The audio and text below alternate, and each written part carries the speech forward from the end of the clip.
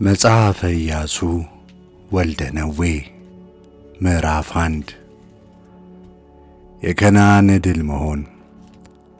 እንዲህም ሆነ፣ የእግዚአብሔር አገልጋይ ሙሴ ከሞተ በኋላ እግዚአብሔር የሙሴን አገልጋይ የነዌን ልጅ ኢያሱን እንዲህ ብሎ ተናገረው። አገልጋይ ሙሴ ሞቷል። አሁንም አንተና ይህ ሕዝብ ሁሉ ተነስታችሁ ለእስራኤል ልጆች ወደምሰጣቸው ምድር ይህን ዮርዳኖስን ተሻገሩ።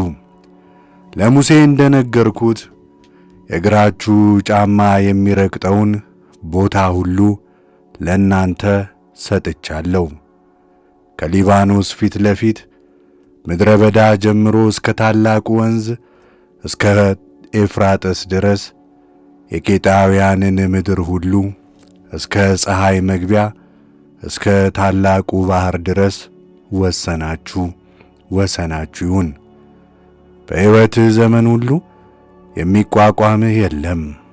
ከሙሴ ጋር እንደ ነበርኩ እንዲሁ ከአንተ ጋር እሆናለሁ። አልጥልህም፣ ቸልም አልልህም። ለአባቶች እሰጣቸው ዘንድ የማልሁላቸውን ምድር ለዚህ ሕዝብ ታወርሳለህና ጽና፣ በርታ።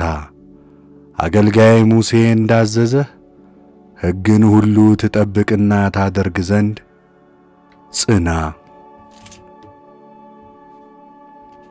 እጅግም በርታ።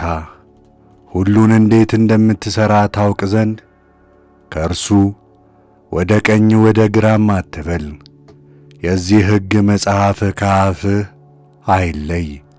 ነገር ግን የተጻፈበትን ሁሉ ትጠብቅና ታደርግ ዘንድ በቀንም በሌሊትም አንብበው። የዚያን ጊዜ መንገድ ይቀናልሃል፣ አስተዋይም ትሆናለህ። እነሆ አዝሃለሁ፣ በምትሄድበት ሁሉ አምላክህ እግዚአብሔር ከአንተ ጋር ነውና ጽና፣ በርታ፣ አትፍራ፣ አትደንግጥ። ኢያሱ የሕዝቡን ጻፎች እንዲህ ብሎ አዘዛቸው። በሰፈሩ መካከል እለፉ። ሕዝቡንም የአባቶቻችሁንም አምላክ እግዚአብሔርን ርስት አድርጎ ወደሚሰጣችሁ ምድር እስከ 3 ቀን ይህን ዮርዳኖስን ተሻግራችሁ ልትወርሷት ትገቡባታላችሁና ስንቃችሁን አዘጋጁ ብላችሁ ዘዟቸው። ኢያሱም ሮቤልንና ጋድን የምናሴንም ነገድ እኩሌታ እንዲህ ብሎ ተናገራቸው። የእግዚአብሔር አገልጋይ ሙሴ እንዲህ ብሎ ያዘዛችሁን ቃል አስቡ። አምላካችሁ እግዚአብሔር ያሳርፋችኋል፣ ይህችንም ምድር ይሰጣችኋል።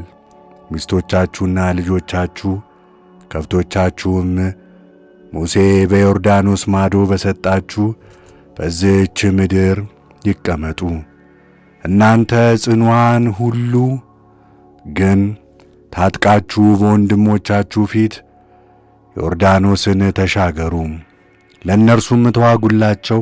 አምላካችን እግዚአብሔር እንደናንተ ወንድሞቻችሁ እስኪያሳርፍ ድረስ እነርሱም ደግሞ አምላካችን እግዚአብሔር የሚሰጣቸውን ምድር እስኪወርሱ ድረስ ከዚያም በኋላ ከእናንተ እያንዳንዱ የእግዚአብሔር አገልጋይ ሙሴ በፀሐይ መውጫ በዮርዳኖስ ማዶ ወደ ሰጣችሁ ወደ ርስታችሁ ምድር ትገባላችሁ፣ ትወርሱተማላችሁ።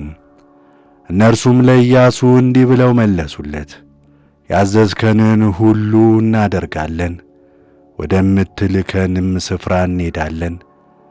በሁሉም ለሙሴ እንደ ታዘዝን እንዲሁ ለአንተ ደግሞ እንታዘዛለን። ብቻ አምላክህ እግዚአብሔር ከሙሴ ጋር እንደነበረ ከአንተ ጋር ይሁን። ለአንተ የማይታዘዝ የምትታዘውንም ቃል የማይሰማ ሁሉ እርሱ ይገደል። አሁንም ጽና፣ በርታ።